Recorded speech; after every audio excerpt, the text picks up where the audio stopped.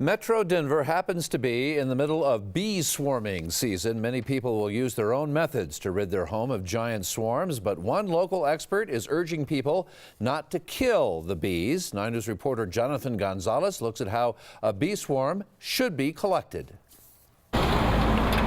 In just a simple white truck. I have bee fever. That's what they call it. The driver pulls up to a very complicated job.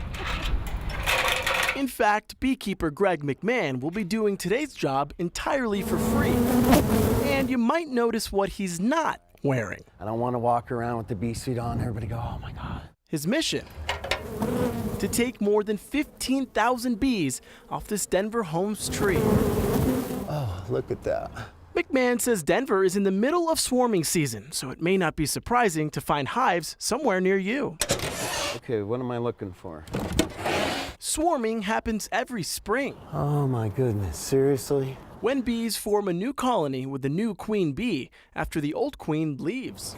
Okay, we got to do something else. This ain't gonna work. And many people who don't want to see hives in their yards call beekeepers like McMahan, who's lucky today that a neighbor had bigger trimmers. No stings yet. McMahan says the problem is that some people see hives and panic, These girls are pretty sweet. using their own methods to kill bees. I made a few of them mad. Now we have birds eating pesticide-ridden bees. We have ants dragging them off. We're pushing it into the system. Stormy weather also means hives are more likely to stay put. They're gonna have a hard time going to a new location because they're gonna be too cold and wet. Eventually, McMahan was forced to throw on that dreaded suit to check on his bees, which he'll take with him to make honey, among other things. That is undoubtedly vital to the ecological system, that we all get on board and we all become smarter. I have an entirely new respect for bees. So what you could not see there is that McMahan was stung about 10 times as we were talking to him, and you couldn't tell. Add that to the other 5 or so different hive calls he went on today.